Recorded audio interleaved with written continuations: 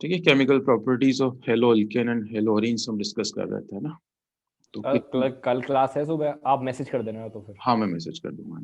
तो देखो अपन सीपी है ना, हम केमिकल प्रॉपर्टीज डिस्कस कर रहे थे हेलो अल्केन हेलो अरेन्ज की। तो हमने फर्स्ट प्रॉपर्टी बहुत टाइम में पढ़ी, बहुत सारा टाइम लगा दिया हमने। कौन सी पढ़ी अपन ने? Nucleophilic substitution reaction of alkyl halide, है ना, दिस वीक फर्स्ट। सेकंड हमने पढ़ी nucleophilic substitution reaction of aromatic halides, है ना। अब अपन थर्ड वन पढ़ने जा रहे हैं ना, this is the third one property. It's a electrophilic substitution reactions, है ना। ये लिखने का तरीका इनका कुछ ऐसा ही होता है ना, ये सिंबल कुछ ऐसे, इलेक्ट्रोफिलिक सब्स्टिट्यूशन रिएक्शन, और ये सिर्फ एरोमेटिक हैलाइड्स की होती है। ओके, तो सबसे पहली बात की what's the meaning of electrophilic substitution reaction. तो अगर सब्स्टिट्यूशन कौन कर रहा है, कोई भी इलेक्ट्रोफाइल अगर सब्स्टिट्यूशन करता है, then this is called the electrophilic substitution reaction. ठीक है, substitution is caused by an electrophile, है ना। हमने एसएन को भी ऐसे डिफाइन करा था, न्यूक्लियोफिलिक सब्स्टिट्यूशन को कैसे डिफाइन करा था कि substitution caused by a nucleophile. अगर न्यूक्लियोफाइल सब्स्टिट्यूशन कर रहा है तो न्यूक्लियोफिलिक सब्स्टिट्यूशन, और अगर इलेक्ट्रोफाइल सब्स्टिट्यूशन करेगा तो इलेक्ट्रोफिलिक सब्स्टिट्यूशन। ओके, और ये पर्टिकुलर अपन एरोमेटिक हैलाइड्स के रिस्पेक्ट में ही पढ़ेंगे। तो जैसे ये अपना हेलो बेंजीन है ना, क्लोरोबेंजीन हो गया। तो यहाँ पर जो सब्स्टिट्यूट होगा वो होगा H प्लस, है ना। ये तो लिविंग ग्रुप या डिपार्टिंग ग्रुप हो गया हमारा। और जो इलेक्ट्रोफाइल सब्स्टिट्यूट करेंगे वो ये 5 होंगे, ये फिक्स है। इन पांचों से आप जान पहचान बना लो अभी से, क्योंकि आने वाले 3 चैप्टर में ये फिर से काम आएंगे आपके। तो these are the electrophiles which have capability to substitute H plus. It's a nitronium ion NO2 plus, helonium ion X plus, SO3 है ना, sulphur trioxide, alkyl positive and RCO positive acyl group, है ना। तो ये 5 electrophiles है। तो ये 5 examples हो जाएंगे हमारे, अभी जस्ट पढ़ ही रहे हैं इनको। ओके। अच्छा, इलेक्ट्रोफाइल पे कौन सा चार्ज होता है ये सब अपन को पता है, अपन डिटेल पढ़ चुके हैं ना। तो ये मत कहना कि ये कैसे इलेक्ट्रोफाइल हो गया, है ना। इलेक्ट्रोफाइल में B positively charge, it may be neutral species, है ना। इलेक्ट्रोफाइल का मतलब ये थोड़ी होता है कि पॉजिटिव चार्ज ही होगा उसके ऊपर। इलेक्ट्रोफाइल का मतलब जो इलेक्ट्रॉन की सर्च में, है ना, जो इलेक्ट्रॉन गेन कर सकता है बस। तो neutral species can also gain the electron. ठीक है, बस उसके पास होनी चाहिए इलेक्ट्रॉन, वैकेंट ऑर्बिटल्स होनी चाहिए, एक्सेट्रा। तो समझ में तो आएगा सभी को इलेक्ट्रोफिलिक सब्स्टिट्यूशन का मतलब क्या होता है, कि सब्स्टिट्यूशन कॉज्ड बाय इलेक्ट्रोफाइल। अब हमने ये बात कर ली सर थोड़ी, हाँ जल्दी बोलो। बोलो बोलो बोलो। सर मेरी आवाज आ रही है क्या? हाँ बिल्कुल आ रही है, आपकी आवाज आ रही है मेरे पास। हाँ सर मैं ऐसे पूछ रहा हूँ कि ये आप पिछली क्लास का ही करा रहे हो ना? हाँ, लास्ट क्लास में करा रहा हूँ, जो मॉर्निंग में रखी थी और आप लोगों ने कष्ट नहीं करा था आने का। अच्छा हाँ ठीक है सर। यस, तो देखो ये जो हमारी हेलोबेंजीन होता है ना, क्लोरोबेंजीन हो गया पार्टिकुलर, है ना। तो ये हेलोबेंजीन का जो क्लोरीन है ना, इसका प्लस आर इफेक्ट होता है, इसे भी जानते हैं अपन, है ना। तो इस प्लस आर इफेक्ट की वजह से क्या होता है, इसके ऑर्थो और पैरासाइट्स कैसी हो जाती है, इलेक्ट्रॉन रिच, है ना। क्या कहते हैं उसको, इलेक्ट्रॉन डेंसिटी बढ़ जाती है ऑर्थो पैरा पोजिशंस पे, है ना। रेजोनेंस, एक सेकंड कहाँ गया, है ना। Because of the plus R effect of this one, the ortho and para positions become electron rich. ठीक है, तो जो भी इलेक्ट्रोफाइल आएगा वो ही अटैक करेगा, ऑर्थो पैरा पोजिशंस पे ही अटैक करेगा। ओके, तो ये ड्रॉ तो हमने कर ली थी शायद, स्ट्रक्चर सभी के पास ड्रॉ करी हुई है ना, ये तो ये सारी स्ट्रक्चर ड्रॉ कर ली थी, सभी की कॉपी में होगी, नोटबुक में ये। हम्म ये यस तो सर। किसी का पेंडिंग नहीं है। ओके, ठीक है। प्लस आर का मतलब क्या होता है ये भी अपन को पता है ना। तो इलेक्ट्रोफाइल ऑर्थो और पैरा पोजिशन पे आके अटैक करेगा। ओके, अब बात आती है कि we will get the two products, है ना। ऑर्थो और पैरा पर अटैक करेगा ना इलेक्ट्रोफाइल, तो अपन को 2 प्रोडक्ट मिलेंगे, एक ऑर्थो वाला और एक पैरा वाला। तो दोनों ही मिलेंगे, बट एक ज्यादा बनेगा और एक थोड़ा कम बनेगा, है ना। बहुत ज्यादा डिफरेंस नहीं होता, ऐसा नहीं कि 90 और 10, ऐसा नहीं होगा, 60-40, 70-30 ऐसा ही रेशो चलेगा। तो कौन सा प्रोडक्ट ज्यादा बनेगा, ऑर्थो वाला या पैरा वाला?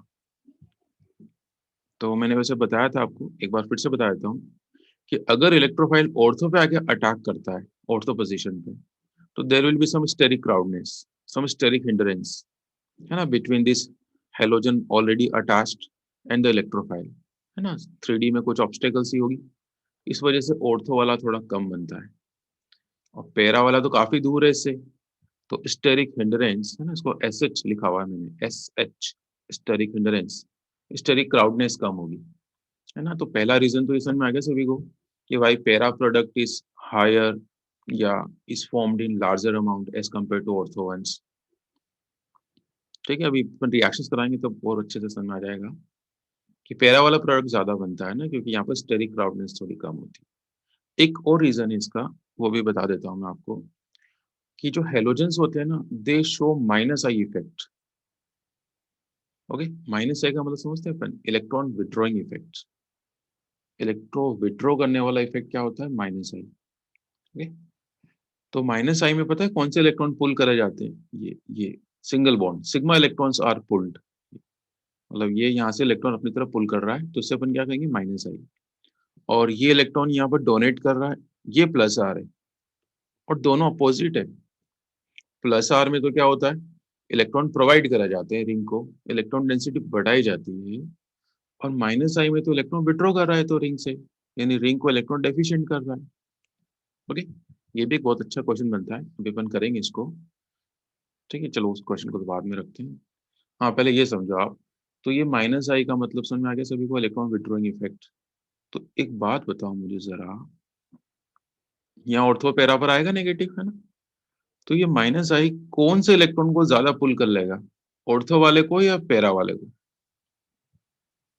क्लोरीन पुल कर रहा है ना माइनस आई की वजह से, तो इलेक्ट्रॉन की डेंसिटी कहाँ कम हो जाएगी, ऑर्थो पोजीशन पे या पैरा पोजीशन पे? ये बताओ मुझे, थोड़ा सा दिमाग लगा के, थोड़ा सा ही लगाना वैसे तो। कौन बता रहा है, आदित्य, चलो आप ही बता दो। और वापस बोलना एक बार क्लोरीन क्वेश्चन। का माइनस आई इफेक्ट है, तो ये माइनस आई हाँ, इफेक्ट इलेक्ट्रॉन डेंसिटी कम करेगा, तो कहाँ ज्यादा कमी करेगा, ऑर्थो पोजीशन पे या पैरा पोजीशन पे? ऑर्थो पे। ऑर्थो पे, क्योंकि पास है, और हमें ये वाली बात भी पता है ना कि जो आई इफेक्ट होता है वो डिस्टेंस डिपेंडेंट होता है। इंडक्टिव इफेक्ट कैसा होता है, डिस्टेंस डिपेंडेंट, है ना, डिस्टेंस पर डिपेंड करता है ये, यानी ऑर्थो पर सबसे ज्यादा होगा, फिर मेटा पर, और फिर पैरा पर। ये अपन और आगे पढ़ेंगे डिटेल में, है ना। लेकिन जो रेजोनेंस इफेक्ट है वो डिस्टेंस डिपेंडेंट नहीं होता है ना, वो तो ऑर्थो पैरा पे सब पे सेम एप्लीकेबल है। तो ऑर्थो थोड़ा पास में नहीं है, this is the ortho position, तो इसकी नेगेटिव चार्ज डेंसिटी को पुल कर लेगा। ओके, पैरा वाले को इतना इफेक्टिवली पुल नहीं कर पाएगा। तो मैं आपसे पूछ रहा हूँ, या आपने बता ही दिया वैसे तो मुझे, कि ऑर्थो, सॉरी, पैरा पर चार्ज की डेंसिटी ज्यादा रहेगी नेगेटिव की, तो जो इलेक्ट्रोफाइल है उसके अटैक करने के ज्यादा चांसेस भी कहाँ पर होंगे, ऑफ कोर्स पैरा पर ही होंगे, क्योंकि यहाँ पर डेंसिटी ज्यादा है। क्लियर? तो this is the second reason कि why the para product is higher in amount. Para वाला ज्यादा क्यों बनता है, ये समझ में आ गया आपको। दूसरा रीजन कि पैरा पोजीशन पर नेगेटिव चार्ज की डेंसिटी थोड़ी ज्यादा रहती है as compare to ortho. Okay, तो इसलिए ज्यादा चांस है कि यहाँ अटैक करे। ओके, आगे बढ़े।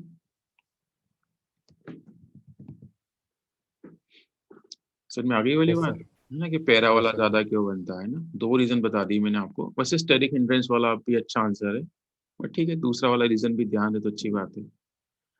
एक छोटा सा और कंपैरिजन कर रखा है मैंने यहाँ पर, तो मैं चाहता हूँ वो भी आप लोग देख ही लो, कि अगर मैं बेंजीन के साथ इसको कंपेयर कराऊं, देखते हैं एक बार थोड़ा सा। ये वाला पॉइंट शायद लिखा हुआ नहीं होगा आपके पास, मैं लिखवा दूंगा। देखो, if you compare between benzene and the chlorobenzene,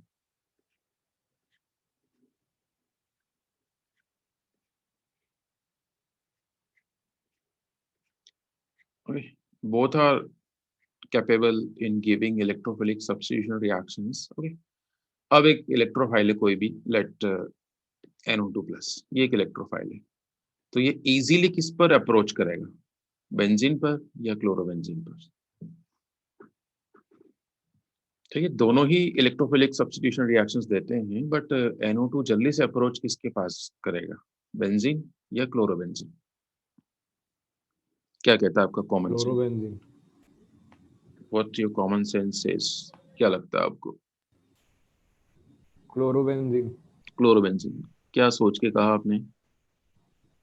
क्योंकि सर मतलब क्लोरोबेंजीन तो चार्ज क्रिएट कर देता है ना, मतलब वो ये। बिल्कुल सही है ना, ये चार्ज क्रिएट करता है डेफिनेटली, ऑर्थो और पैरा पोजीशन को रिच कर देता है, नो डाउट।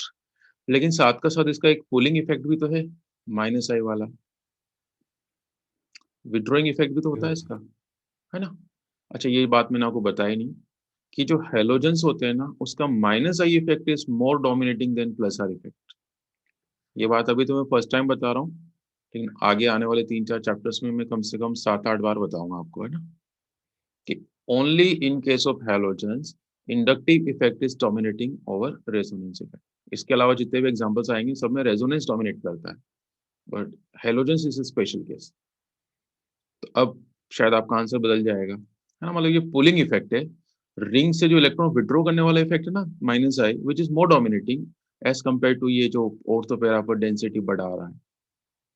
अब आप बात करो बेंजीन की, तो बेंजीन में चलो कोई बात नहीं, इलेक्ट्रॉन डोनर नहीं है कोई भी, प्लस आर इफेक्ट शो नहीं कर रहा है, बट एटलीस्ट कोई विड्रॉ तो नहीं कर रहा है इससे इलेक्ट्रॉन। तो ये pi electrons are easily available, electron तो अवेलेबल है ना यहाँ पर। तो क्या कहेंगे अपन कि which ring is more richer, कौन सी रिंग पर इलेक्ट्रॉन डेंसिटी ज्यादा है? तो अपन क्या कहेंगे, benzene is more richer, more electron dense as compare to this this ring of the chlorobenzene. तो इलेक्ट्रोफाइल रेडिली अटैक कहाँ करेगा बताओ, बेंजीन पे करेगा। तो ये वाला पॉइंट आप नोट डाल के लिख लो कहीं पर भी, देखो मैं बताता हूँ, कल लिखा है मैंने। पर सर मतलब बोलो। ऐसे जब Cl अपन कनेक्ट करते हैं तो चार्जेस क्रिएट करता है, पर अगर सिंपल बेंजीन है हम्म तो उसके अंदर तो वो रहते हैं ना, मतलब क्या बोलते हैं, देखो पाई इलेक्ट्रॉन्स मैं समझ रोटेटिंग। गया आपकी बात, मैं समझ गया। देखो वो लेट इसने चार्ज क्रिएट करा, मैं बहुत सिंपल सा एग्जांपल ले लेता हूँ। लेट सॉरी, इसने चार्ज क्रिएट करा सपोज +10, मतलब 10 के अमाउंट से, 10 के अमाउंट से इसने चार्ज क्रिएट करा, और विड्रॉ कर लिया इसने 12 के अमाउंट से। तो नेट इफेक्ट क्या हुआ? कम, हाँ कम हो सर। गया, बस ये ऐसे समझो, और कोई रीजन नहीं, और कोई एक्सप्लेनेशन नहीं समझ में आएगा आपको, है ना, क्योंकि इसका जो विड्रॉइंग इफेक्ट है वो ज्यादा है as compare to this increasing charge density वाला, है ना। ठीक है, तो नेट इफेक्ट इसमें डिक्रीज हो जाएगा। अब चलो इसमें कोई इंक्रीज ही नहीं कर रहा, तो कम से कम डिक्रीज तो नहीं कर रहा ना कोई। ठीक है भाई, वो इंक्रीज भी किस काम का जो विड्रॉ ज्यादा कर ले, समझ गए?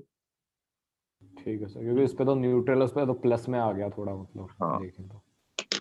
हाँ, ठीक मतलब है सर। कमी हो गई, प्लस भी नहीं कहें अपन तो थोड़ी हाँ कम मतलब, शो हो हाँ गई समझ गया है। सर। तो ये वाला पॉइंट आप लोगों ने नहीं लिखा हुआ है, तो देखो मैं चाहता हूँ आप लोग लिख लो।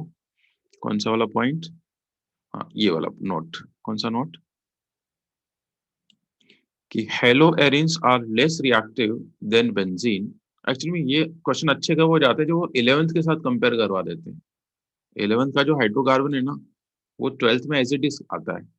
तो कभी कभी क्वेश्चन ऐसे आता है कि बेंजीन के साथ कंपेयर करा देते हैं, तो अपन बेंजीन को इतना अच्छे से नहीं जानते 11th क्लास का, तो इसलिए अपन क्या, इनको भी पढ़ते हुए चलेंगे साथ साथ।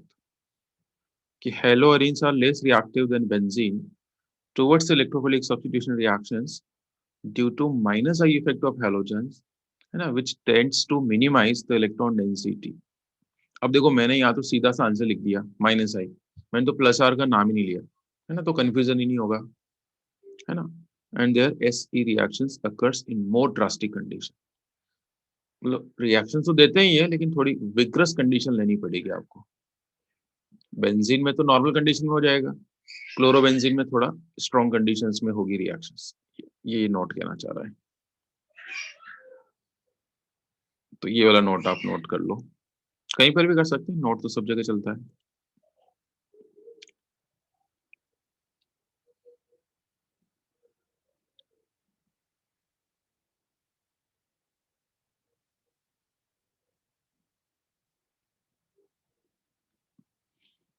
ये वाला नोट कर लो जल्दी से।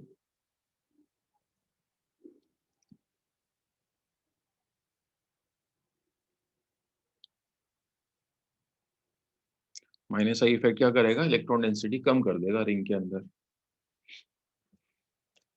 अच्छा ये मत सोचना है कि इलेक्ट्रोफाइल इस नेगेटिव चार्ज को देख के आ रहा है, एक्चुअली ये जो पाई इलेक्ट्रॉन है, नहीं तीन तीन पाई बॉन्ड है, इन पाई बॉन्ड्स को देखकर आता है इलेक्ट्रोफाइल, है ना। ऐसा नहीं कि नेगेटिव होगा तो इलेक्ट्रोफाइल आएगा, ऐसा नहीं है।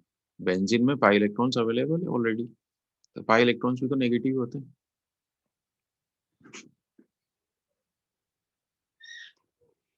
चलो ठीक है, और ये दूसरा वाला नोट तो पता ही है, अपन ने पढ़ लिया है तो पहले से ही।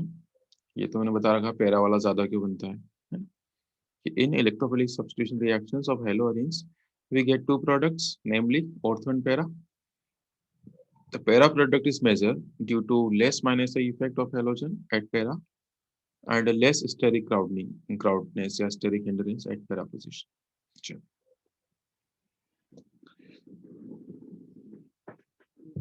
तो अब ये इलेक्ट्रोफाइल कौन कौन आ सकता है यहाँ पर, है ना, उसके बेस पर इसके चार एग्जांपल्स, 4 या 5 एग्जांपल्स हैं, ठीक है, जिसमें एक दो अपन ने डिस्कस कर लिए थे, तो कोई बात नहीं, अपन थोड़ा जल्दी कर लेते हैं इसको।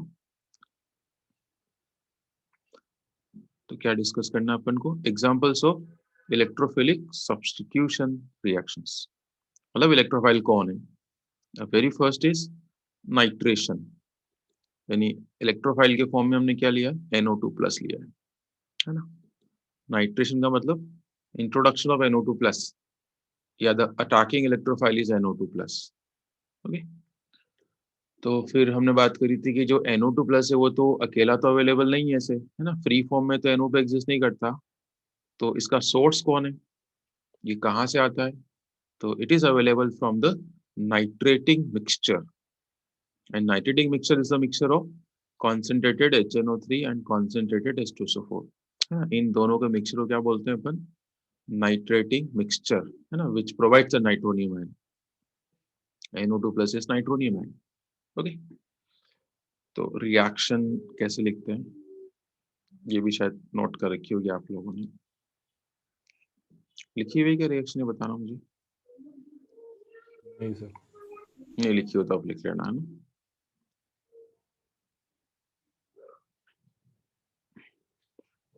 देखो वैसे तो प्रॉपर्टी अपन इन जनरल हेलोबेंजीन की पढ़ रहे हैं ना, बट मैं एग्जांपल में पर्टिकुलर क्लोरोबेंजीन ही लिखूंगा, है ना, तो उससे कोई फर्क नहीं पड़ता, पेपर में ब्रोमोबेंजीन आ जाए तब भी वही सेम प्रोडक्ट ही बनाने हैं आपको, है ना। तो ठीक है, किससे करवा रहे हैं इसकी रिएक्शन अपन, नाइट्रेटिक मिक्सचर से करवा रहे हैं, concentrated HNO3 plus concentrated H2SO4, ठीक है, तो ये दोनों रिएक्शन करके क्या प्रोड्यूस करेंगे, NO2 plus,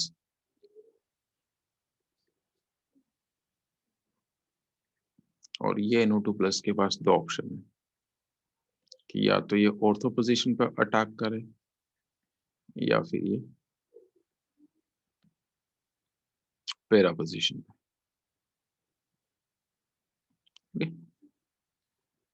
this is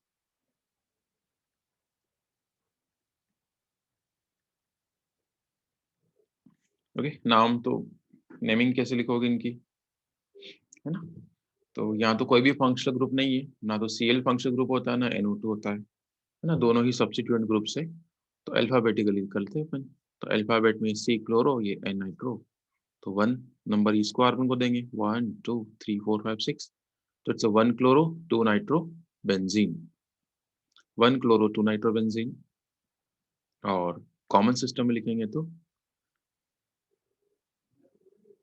common name क्या होगा इसका, ऑर्थो नाइट्रो क्लोरोबेंजीन, ठीक है, लिखो में ही अंडरस्टूड है।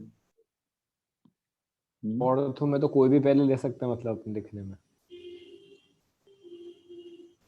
एक्चुअली में ऑर्थो उसके साथ लगाते हैं जो प्रीफिक्स होता है ना, तो प्रीफिक्स कौन है, मतलब स्मॉलर कौन है, NO2, तो ऑर्थो के साथ नाइट्रो आएगा, ठीक है, ऑर्थो नाइट्रो ठीक। क्लोरोबेंजीन,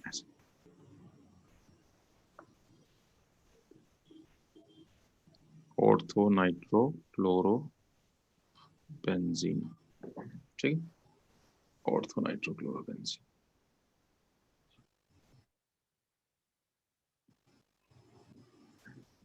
लिख लिया, नाम लिख लिया आप लोगों ने, ये लिखूं मैं,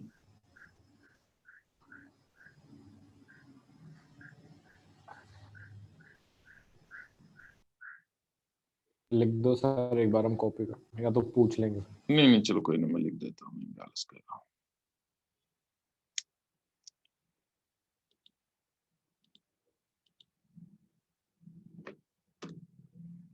इसका नाम तो क्लोरोबेंजीन नहीं है ना।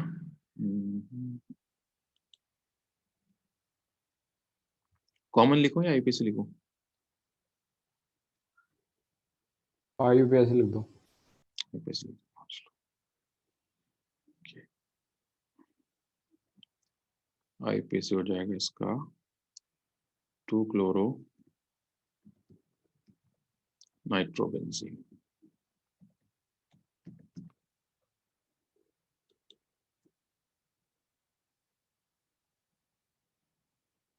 ठीक है, 2 क्लोरो नाइट्रोबेंजीन। और कॉमन लिखोगे तो ऑर्थो नाइट्रोक्लोरोबेंजीन। ठीक, एंड दिस इज मेजर और माइनर? माइनर।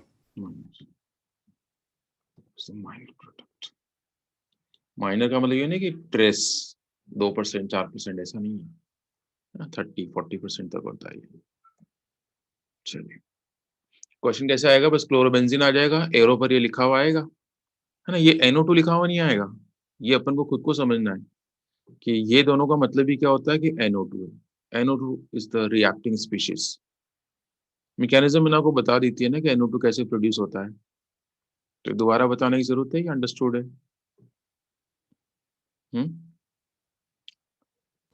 इन दोनों की रिएक्शन से NO2 कैसे प्रोड्यूस होता है ये मैं पढ़ा चुका हूं, तो क्या ये मुझे दोबारा बताना चाहिए?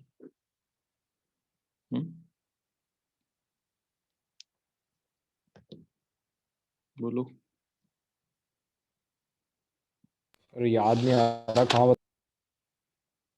कि याद नहीं आ रहा है, चलो देख लो जस्ट फॉर नॉलेज। क्या, बता दो कहाँ बताया था, याद आ जाएगा फिर। नहीं, मैंने तो जब ये प्रॉपर्टी पढ़ाई थी तो भी बताया था। ये नोट करा हुआ होगा शायद आपके पास, नहीं है कि नोट करा हुआ?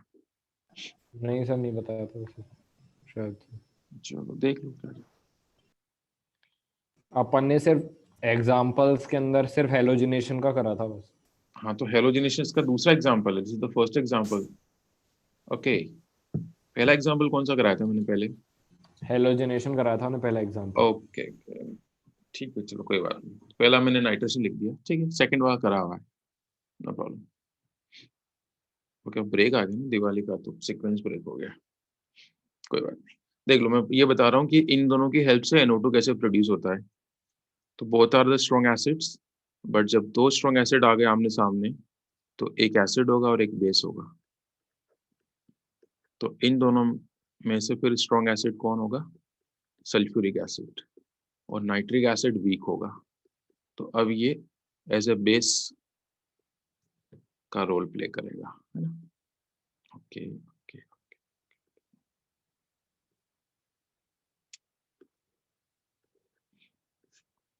ठीक है। ये H+ लूज करेगा, सल्फ्यूरिक एसिड स्ट्रॉन्गर एसिड है, तो इसको H+ गेन करना पड़ेगा, है ना। तो ये वाला बॉन्ड ब्रेक होगा, ठीक है। तो यहाँ से H+ रिलीज होगी, and this H+ is taken by this one, ठीक है। तो ये तो क्या हो गया, इट्स HSO4 नेगेटिव, ये तो बाई प्रोडक्ट है सोरेनिक का भी। यहाँ देखो क्या सिचुएशन क्रिएट हुई। तो O ने अपना एक इलेक्ट्रॉन पेयर किसको डोनेट कर दिया? H+ को, तो it itself gets positive charge. Okay, एक ही लॉन पेयर दिया है ना, दूसरा शो नहीं करते, ध्यान रखना आगे से, है ना? एक ही इलेक्ट्रॉन पेयर अपन यहाँ पर शो करेंगे, राइट। ओके, अब ये वाली बात भी मैंने आपको बताई थी ना कि जिसको वो इलेक्ट्रॉन पेयर डोनेट करता है ना, उससे विड्रॉ नहीं करता, फिर वो अगली स्टेप में क्या होगा, वो किसी और नेबरिंग एटम से करेगा। तो ऑक्सीजन ने इलेक्ट्रॉन किसको दिए? H को। तो अब ये H से विड्रॉ नहीं करेगा, अब ये किससे विड्रॉ करेगा नेक्स्ट स्टेप में? NO2 से, N से करेगा। तो अब जैसे ही O इससे इलेक्ट्रॉन विड्रॉ करेगा, क्यों कर रहा है? Because it's more electronegative than nitrogen. तो O का प्लस चार्ज तो डिसअपियर हो गया, यहाँ से बॉन्डिंग खत्म, तो इट्स अ वाटर। और N के पास इलेक्ट्रॉन की डेफिशिएंसी हो जाएगी, तो this will be the electron. तो ऐसे बनता है NO2 प्लस, ठीक है। तो 11th वाला ही है ना, मतलब शायद से हाँ, तो। ये 11th का ही तो है, 11th का ये बिल्कुल ही है। तो मैकेनिज्म तो आपसे नहीं पूछेंगे अभी, रिएक्शन है हमारे सिलेबस में। तो ठीक है, तो ये अच्छा, ये NO2 जब यहाँ जाके अटैक करेगा ना ऑर्थो पैरा पर, तो यहाँ से H+ रिमूव होता है ना, ये भी मैं आपको बता दूंगा ना। अभी मैंने बताया नहीं H+ हटा के कौन हटाए यहाँ से, ये नहीं बताया ना। इनमें बाई प्रोडक्ट नहीं लिखते हैं ना, यहाँ पर बाई प्रोडक्ट नहीं लिखा जाता। अच्छा, बीच में प्लस साइन भी नहीं लगाया मैंने, मतलब इंसान और गलती एक ही बात है ना, सर बीच मुझे में। एक चीज पूछनी है सर। हाँ बिल्कुल पूछो। सर जैसे आपने बोला है कि ऐसे इसका माइनस आई इफेक्ट ज्यादा होता है प्लस आर से, है ना? हाँ, ये सिर्फ हेलोजेंस के केस में होगा, आगे और कहीं नहीं होगा। अच्छा नहीं नहीं, मैं समझ गया। अच्छा ठीक है सर, नहीं समझ गया। चलिए, तो ये हमने नाइट्रेशन एग्जाम्पल के बारे में सारी बातें कर ली है ना। अब सेकंड एग्जांपल मैंने हेलोजिनेशन ले रखा है ना, तो शायद अगर ये मैंने पहले पढ़ा दिया तो ठीक है, आप इसको नोट मत करना। हम्म? कर लिया सर ये वाला तो। कर लिया तो सिर्फ समझ लो फिर, है ना, क्योंकि इसमें मैं कंप्लीट कर लेता हूँ। तो देखो, हेलोजिनेशन में इलेक्ट्रोफाइल कौन होगा? हेलोजन के ऊपर पॉजिटिव चार्ज होगा। तो मैं अगेन एग्जांपल किसका ले रहा हूँ? क्लोरोबेंजीन का ले रहा हूँ। तो लुक, और पर्टिकुलर क्लोरीन से करा रहे हैं रिएक्शन, तो क्लोरीनेशन है ना, Br से कराएंगे तो ब्रोमिनेशन। तो ये जो हेलोजन मॉलिक्यूल होता है ना, ये तो अपने आप तो ब्रेक होगा नहीं प्लस और माइनस में, है ना, अपने आप तो ब्रेक नहीं होता, it's a pure covalent bond. तो यहाँ पर ब्रेक करने के लिए अपन किसकी हेल्प लेते हैं? है ना, लुईस एसिड की हेल्प लेते हैं, याद है? Lewis acid like anhydrous aluminium chloride, like FeCl3, है ना, इनको अपन यूज में लेते हैं। तो यहाँ पर मैं लिख रहा हूँ FeCl3, है ना, एनहाइड्रस एल्यूमिनियम क्लोराइड भी ले सकते हैं आप। तो ये क्या करेगा? इसको प्लस माइनस से ब्रेक कर देगा, है ना। तो minus part is kept by this one and the plus is the electrophile. तो यहाँ पर भी, है ना, ये इलेक्ट्रोफाइल है अपना Cl+। तो इस Cl के प्लस के पास दो ऑप्शन है, या तो ऑर्थो पोजीशन पे जाए या फिर पैरा पोजीशन पे आ जाए। ओके, तो यहाँ पर भी वही मेजर माइनर सन में आ गया, कौन सा बनेगा कौन सा नहीं बनेगा। हम्म, नाम की बात करें, नेमिंग क्या होगी?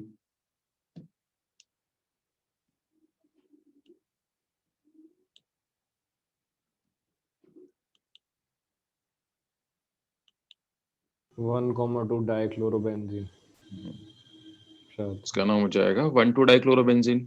सही है बिल्कुल, है ना, या ऑर्थो डाइक्लोरोबेंजीन भी कह सकते हैं आप, है ना, इट्स 1,2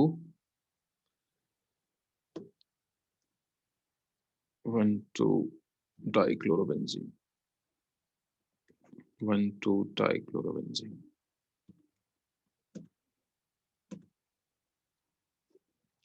तो और ये हो जाएगा 1,4 डाइक्लोरोबेंजीन, या दिस इज पैरा डाइक्लोरोबेंजीन, है ना, ये मेजर बनेगा इसमें। ठीक, ये कोई जरूरी नहीं कि यहाँ पर क्लोरीन हो तो यहाँ पर क्लोरीन ही लेना है ना, अगर यहाँ पर Br भी हो सकता है ना, यहाँ पर मतलब bromobenzene can react with chlorine, समझ गए?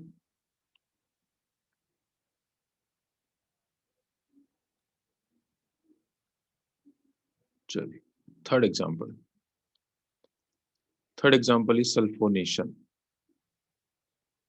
ठीक है, फर्स्ट समझ में आएगी आपको, सेकंड समझ में आ गया, थर्ड इज सल्फोनेशन। तो देखो, सल्फोनेशन में जो इलेक्ट्रोफाइल होता है ना, वो SO3 होता है, मतलब इट्स नॉट SO3+, है ना, इसमें जो इलेक्ट्रोफाइल है वो न्यूट्रल है ना। ये जेई में पूछा हुआ क्वेश्चन है कि सल्फोनेशन में इलेक्ट्रोफाइल कौन होता है, तो वहां ऑप्शन था SO3, SO3+। तो simple neutral SO3 is an electrophile, है ना। तो सबसे पहली बात कि ये इसका सोर्स को क्या है, कहाँ से आता है, सारी बातें करते हैं।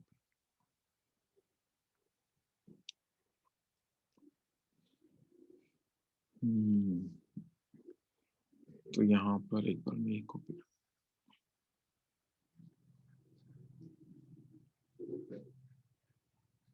तो सल है ना, SO3 कहाँ से अवेलेबल होता है हमारे पास? कॉन्सेंट्रेटेड H2SO4 से, है ना। तो प्लस कॉन्सेंट्रेटेड H2SO4,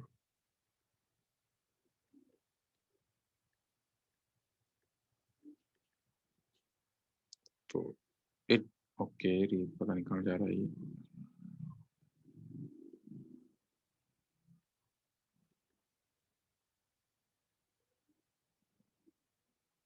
ठीक है, तो यहाँ पर इलेक्ट्रोफाइल कौन है? SO3। अब SO3 के पास दो ऑप्शन है, या तो कहाँ चला जाए, ऑर्थो पोजीशन पे। अब लेकिन यहाँ पर H भी आएगी साथ में, है ना। इससे पहले ऐसा नहीं हुआ है, यहाँ पर H भी अटैच रहेगी साथ में। ओके, तो we will get this two products. इसकी नेमिंग थोड़ी इंपॉर्टेंट है, ये भी डिस्कस कर लिया था क्या हमने यहाँ तक? बस एक ही करा था सर अपन ने तो, हेलोजिनेशन, फिर कुछ नहीं करा था। हाँ, उस टाइम डिस्टर्ब भी हो रहा था, नेटवर्क सही नहीं आ रहा था। हाँ सर। चलो, इसका नाम कौन बताएगा मुझे?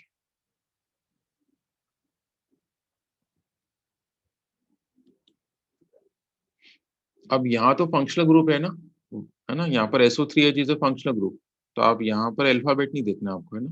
तो अब नंबर 1 यहीं से डलेगा, है ना। SO3H वाला carbon is number 1, then number 2, तो ये आ जाएगा 2 क्लोरो,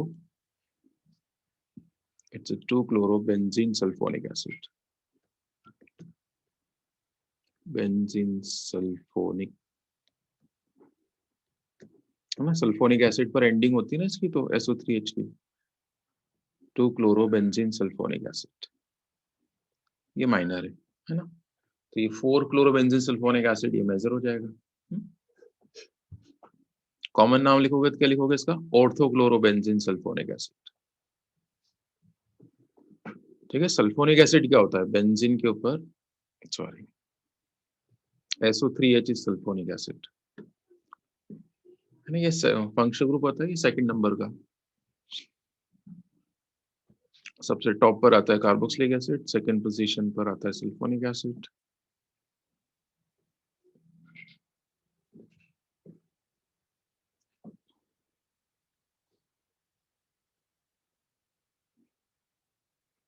ठीक है,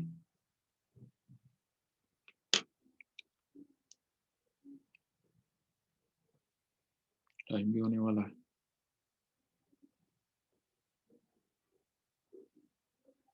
ठीक है, आगे के चैप्टर में जब ये रिएक्शंस आएगी तो अपन इतना टाइम नहीं लगाएंगे ना, वहां तो सीधा एक पेज पर ही सारी रिएक्शंस करा देंगे ना। जैसे अगला चैप्टर फिनॉल का आएगा ना, तो बस यहाँ सीएल की जगह OH लगाएंगे और सीधे।